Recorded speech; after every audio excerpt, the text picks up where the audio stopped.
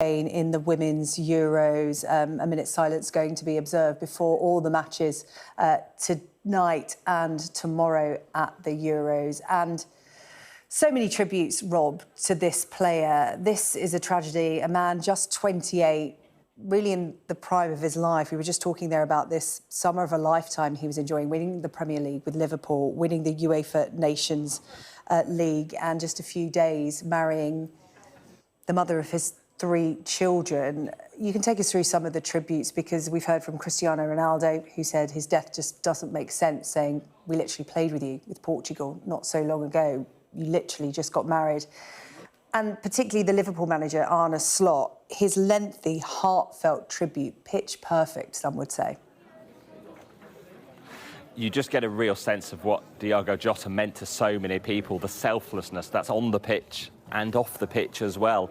On the pitch, often having to play in the shadows of Mohamed Salah at Liverpool, of Cristiano Ronaldo at Portugal, but no less integral as part of the entire team and the squad to delivering so much glory. And he'd won it all in England, the FA Cup, the League Cup, and then the Premier League in May. As Liverpool's number 20, it was his goals that helped them win title number 20, becoming the record 20 times champions of England, being part of that parade just a few weeks ago in May, scoring his 65th and last Liverpool goal as the winner in the Merseyside derby in April against Everton, the fixture that means so much to Liverpool fans. And with Portugal winning the Nations League for a second time just a few weeks ago, giving them such celebrations here. And this is where it all began, on the outskirts of Porto. See behind me the tributes here at the Gondomar Sports Club. It's the academy named after Jota. It was here where his family had to pay for him to play. It's a tiny club in the 4th tier. At 16, he wasn't yet spotted by any of the big clubs. He had to really find his way, to fight his way, to prove himself within the game. And then he climbed all the way up through the ranks, dropping from playing in the Champions League with Porto to the 2nd division in England with Wolves, helping them get into the Premier League in 2018, and not just settling with being in the Premier League, top 7 finishes, guiding them into Europe, scoring 2 hat-tricks in a Europa League campaign as they reached the quarter-finals in 2020, attracting the attentions of Jurgen Klopp, who then brought him to Anfield in 2020. And what an impression he's made at Liverpool, and what an impression he's made across the world of football as well. And I've been sent this video tribute from the FIFA president, Gianni Infantino, who's currently out at the Club World Cup in the United States. I had the opportunity to meet Diogo at the World Cup in Qatar a couple of years ago. Fantastic person, a great son, husband, father as well. Tragic loss from FIFA side, my side, the whole global football family. We give a big hug to the family of Diogo and Andre. Rob, thank you. Stay with us. We'll talk through those tributes that have been coming in all day and continue to come in their droves. Now, the death of Diego Jota has, of course, come as a terrible shock to his Liverpool teammates and the club's supporters. Manager Arne Slot has called it tonight an unimaginable loss, while his predecessor, Jurgen Klopp, says he is heartbroken. Fans have been visiting Anfield all day to pay their own tributes. Our chief North of England correspondent, Greg Milam, has this report from Liverpool. This is the last that Liverpool fans saw of Diego Jota on the Anfield pitch, lifting the Premier League trophy, a celebration forever now, the most poignant of memories. Just a month later, his life ended here on a Spanish road. Police are investigating how the Lamborghini he was in with his brother came to crash and burst into flames in the early hours. It is only 10 days since Jota married his longtime partner. The couple had 3 young children. Yes to forever, his new wife had posted. And at the place where they once worshipped him, now they came to mourn. Where a few weeks ago, thousands had come to parade in celebration of that Premier League success. Now growing tributes. The club's short statement said it was devastated at what it described as an unimaginable loss, a loss felt intensely by those fans.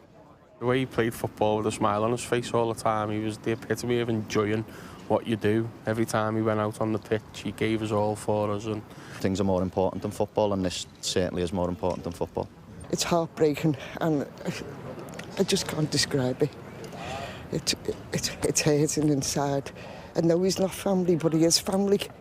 The Deputy Prime Minister was among those who came to lay flowers. It is absolutely heartbreaking and just shows how life events can change really quickly. And, you know, I'm absolutely devastated for his wife and his children and his family. I can't imagine what they're going through at the moment. And from football and beyond, there have been so many tributes. Prince William, the patron of the Football Association, wrote, "As part of the footballing family, I'm deeply saddened to hear of the passing of Diego Jota and his brother. Our thoughts are with his family, friends and all who knew him." Jurgen Klopp, the manager who brought Jota to Liverpool, wrote that he was heartbroken. Diogo was not only a fantastic player, but also a great friend, a loving and caring husband and father. "We will miss you so much," he said. And in a statement, the current Liverpool manager, Arne Slot, said, "All I have are feelings that I know so many people will share about a person and a player we love dearly and a family we care so much about. When the time is right, we will celebrate Diogo Jota. We'll remember his goals and we'll sing his song. For the time being, we'll remember him as a unique human being and mourn his loss. He will never be forgotten." Liverpool's players will return for pre-season training in the coming days. There are those who would like to see Jota's number 20 shirt retired as a lasting tribute to his contribution to the club. This is a football club and a city that knows how tragedies go way beyond football. However, Diego Jota is honoured. He is gone with the gratitude of millions as a man who, in their eyes, will always be a champion. Greg Milam, Sky News, Liverpool. Let's join our national correspondent Tom Parmenter, who is in Liverpool for us tonight. Our sports correspondent Rob Harris is in Porto. Tom, to you first. Greg Milam there reflecting on the wider football family coming together to remember this player. Everton fans joining Reds there today. What is the mood like there this evening? I think this has been a day that has cut through the tribalism of football. It is still a picture of numbness, of disbelief of the hundreds, if not thousands of people who have come down to lay scarves and shirts and other tributes to Diego Jota, a player who was so popular at this football club over the last 5 years. He'd scored so many vital goals on the pitch, but had made such a big contribution off it as well.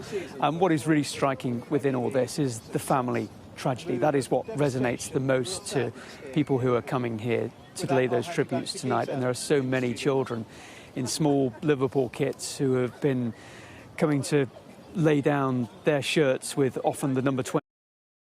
What would you say to somebody that hasn't tried therapy before? Just ask yourself if what you're doing in your life right now is working. If you have peace, if you have good relationships with loved ones, or if you have healthy boundaries, if you're able to put your head on your pillow at night and just fall asleep, if you've got control of your marriage or your parenting, if what you're doing is working, then maybe you don't need therapy. But for most of the people I talk to, they don't know what the next right move is. And so I would say go sit down with somebody, a neutral third party, and just say, I need help. That also benefited my daughter, it benefited my son, it benefited my wife, it benefited my workplace.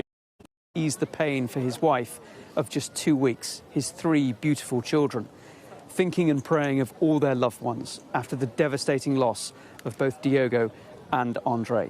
You'll never walk alone. And we've heard that song sung outside the main stand here at Anfield this evening, along with the Diego Jota song that has been such a favourite of the fans here. And the celebration of his life no doubt will come in the coming weeks and months, but today very much just trying to absorb that news that broke this morning, and a sea of tributes now behind us on one of the sides of the stadium here. It goes on as far as you can see behind me, and people just wanting to come and pause and reflect on a human tragedy, a family tragedy at the heart of a footballing story that has touched so many people around the world. Yeah, indeed, Tom. It doesn't matter what football colours you wear. This is a story that is bigger than football. Such a shock. Somebody in the the prime of their life, top of their career, just 28, losing their life in such tragic circumstances. Let's bring in our sports correspondent, Rob Harris, who has travelled to Porto to cover this story, because Diego Jota, I was listening to an interview with him earlier on today, and it was talking about the fact that his parents were paying for him to play football when he was 16. He was playing in the lower leagues in his late teens and early 20s, and he was asked what message he would give to 16-year-old aspiring footballers, and it was to never give up, always follow your dreams. And that really resonates in Porto, where you are tonight.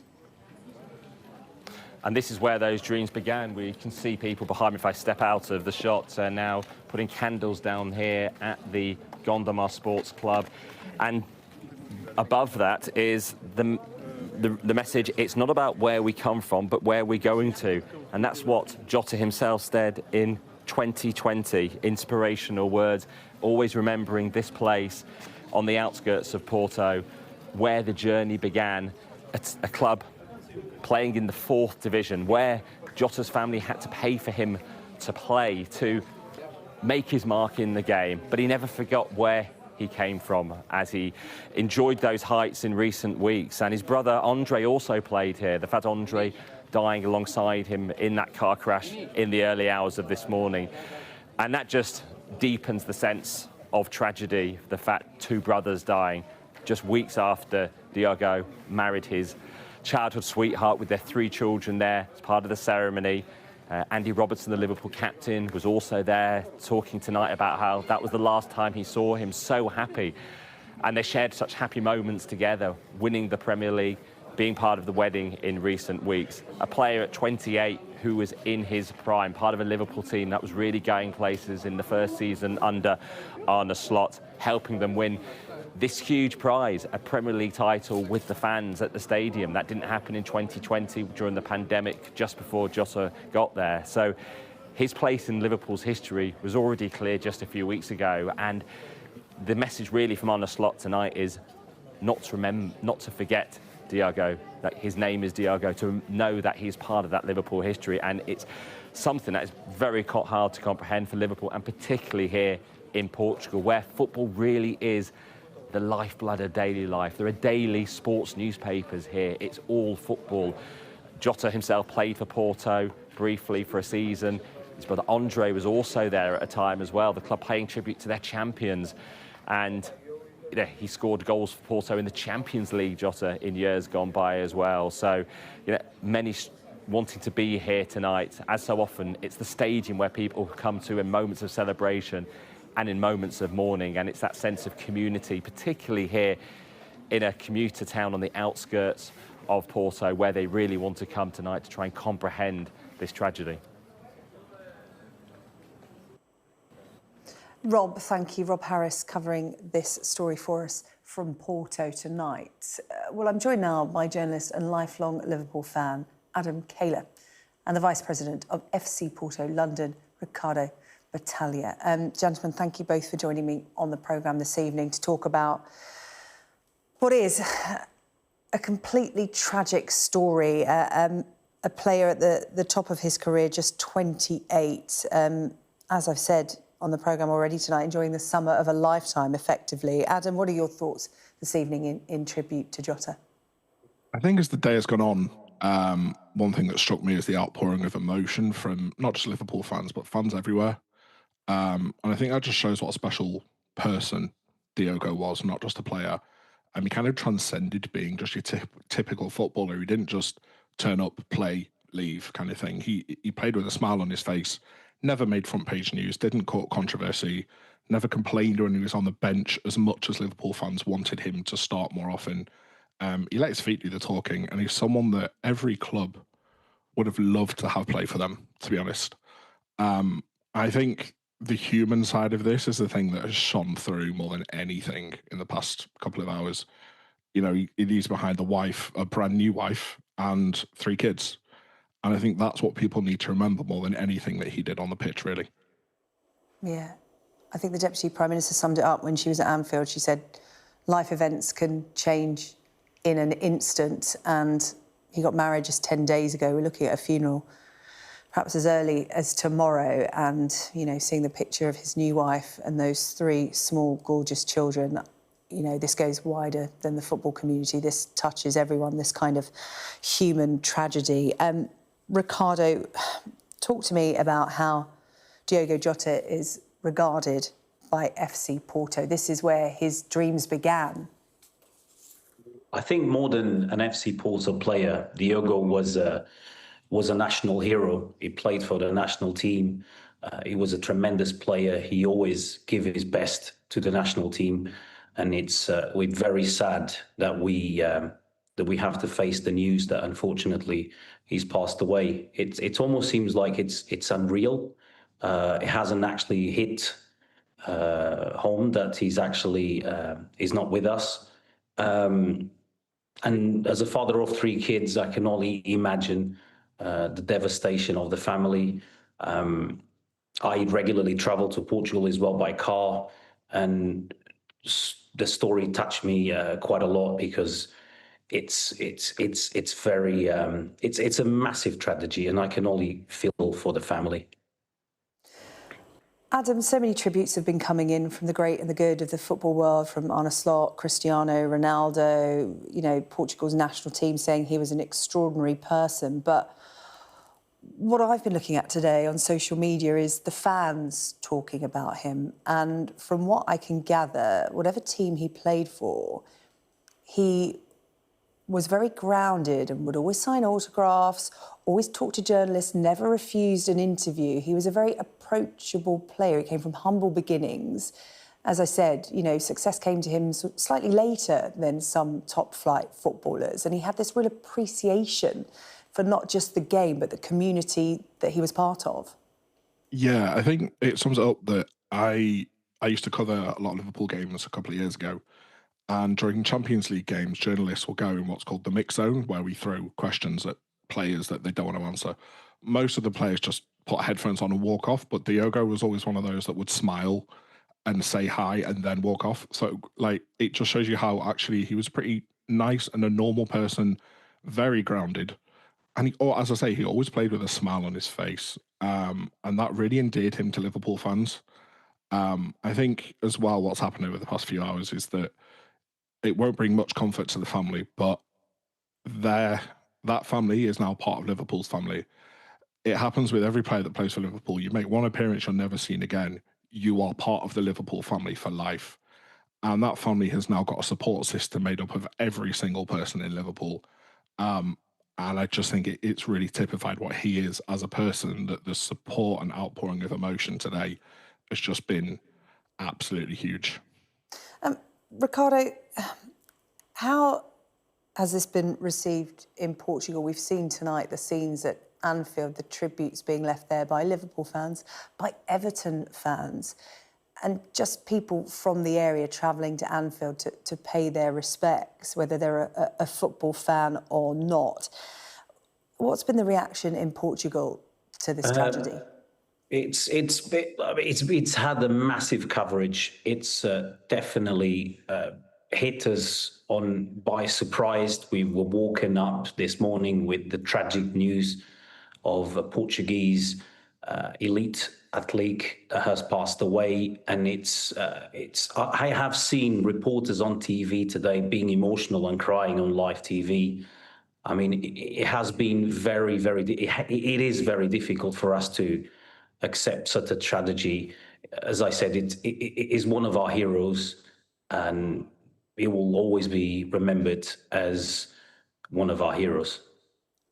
And of course, Portugal in action tonight in the Women's Euros. We saw here on our screens the minute silence observed by those in the stadium in Bern, Switzerland, by the Portugal national team and the Spanish national team as well.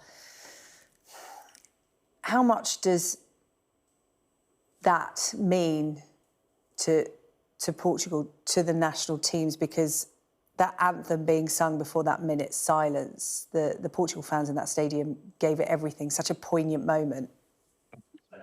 I think his legacy will forever carry on within the national team and within Portuguese football itself. And I am sure it will always be remembered, and it will be a forever legacy for Portuguese football. And Adam, so many renditions of You'll Never Walk Alone. And Diego Jota, of course, as all top players do, have their own song. And the Liverpool fans have been singing that and sharing videos of that in tribute to him today. Yeah, and there is a call for his number to be retired as well, and I would go along with that. I think a lot of the things that have been said would have been said whether today it's happened or not. You know, everyone loved him. He was a brilliant player. He was a brilliant man. And I do think the calls to retire his number is something that the club should seriously consider. Yeah. There were some reports that he was travelling to reach the UK for the start of pre-season training. Of course, that comes round so quickly, doesn't it? It only feels like the football season ends and the players get a few weeks and then they are back again. I mean, Adam, take us inside that Liverpool dressing room, those players coming back in a few days' time. That will be so tough. They will be devastated, but I think I was listening to, I think it was Danny Murphy, ex-Liverpool player, who said today that once those players get onto the pitch, they will use this as a way to spur them on. And also the training and the playing, etc. It's just a one-track mind. Once you're on the pitch, you're on the pitch. But they will use this to spur them on for the rest of, you know, for the new season, to push again for the league title, for every trophy. They will do it in his name. So yes, they'll be devastated, but they will use this to fuel them, I think. I'm just looking at more tributes coming in. Andy Robertson, Liverpool player. He says on Instagram, I want to talk about my mate, my buddy, the bloke I loved and will miss like crazy. I could talk about him as a player for hours, but none of that feels like it matters right now. It's the man, the person. He was such a good guy, the best, so genuine, so normal and real, full of love for the people he cared about, full of fun. He goes on to say he was the most British foreign player I've ever met. We used to joke he was really Irish. I tried to claim him as Scottish, obviously. I even called him Diego Jota. We'd watch the darts together, enjoy the horse racing. Going to Cheltenham this season was a highlight, one of the best we have had. The last time I saw him was the happiest day of his life, his wedding day. I want to remember his never-ceasing smile from that magical day, how much he was bursting with love for his wife and family. I can't believe we are saying goodbye. The thoughts of Andy Robertson there tonight. Adam Kayler and Ricardo Battaglia, thank you so much for your time and your own thoughts on this tragedy that's affecting Liverpool, Portugal national team, the wider football community, and so many watching tonight. The sad passing of Diego Jota alongside his brother Andre.